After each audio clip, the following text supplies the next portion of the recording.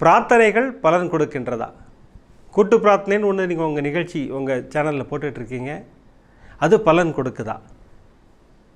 விளக்கு பூஜையெல்லாம் சொல்கிறீங்க, அது பலன் கொடுக்குதா? ஸ்தவன மஞ்சரி சச்சரிதம் படிக்க சொல்கிறீங்க, இதெல்லாம் பலன் கொடுக்குதா? அப்படின்னா பாபா அற்புதமான ஒரு அற்புதத்தை நமக்கு அனுப்பியிருக்கிறார். அமெரிக்காவை சேர்ந்த சகோதரி சரண்யா அவர்கள். ஆனால் உங்கள்கிட்ட ஒரு 10 நிமிஷம் பேசணும், ஒரு மிகப்பெரிய அற்புதம் உங்கள்கிட்ட சொல்லணும். ஸ்தவன மஞ்சரி என் வாழ்வில் நிகழ்த்திய அருமையான அற்புதத்தை உங்களோட ஷேர் பண்ணிக்கணும்.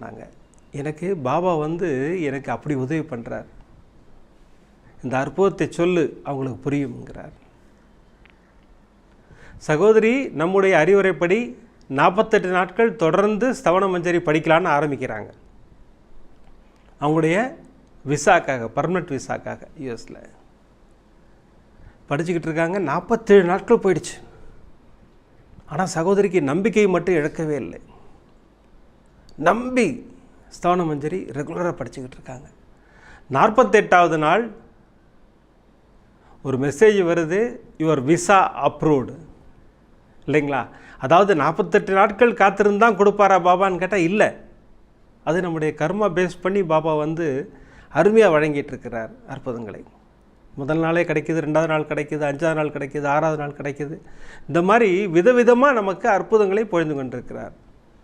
5 விளக்கு பூஜை செய்கிறேன்னு சொல்லும்போதே அற்புதங்கள் நிகழ்ந்திருக்கு. 5 விளக்கு பூஜை 5 நாள் முடிச்சிட்டோங்கும்போது 6வது நாள் அற்புதம் நடந்திருக்கு. போன எபிசோடில் சகோதரி வீணா அவர்களுக்கு எவ்வளோ அற்புதம் பண்ணார் பாருங்கள் இல்லைங்களா? அந்த பேமெண்ட், வர வேண்டிய பேமெண்ட்டெல்லாம் வாங்கி கொடுத்தார். இதற்கெல்லாம் ஒரே காரணம், இந்த கேள்வியை கேட்ட சகோதரருக்கு நான் ஒரே விஷயம் மட்டும் சொல்லிடுறேன். கூட்டு பிரார்த்தனை பலன் கொடுக்கும். எப்படி கொடுக்குன்னு கேட்டால் நம்பணும், பாபாவை நம்பணும்னு பலன் கொடுக்கும். 5 விளக்கு பூஜையும் பிரம்ம முகூர்த்த பூஜையும் பலன் கொடுக்கும். எப்படின்னு கேட்டிங்கன்னா நம்பணும், நம்பினால் பலன் கொடுக்கும்.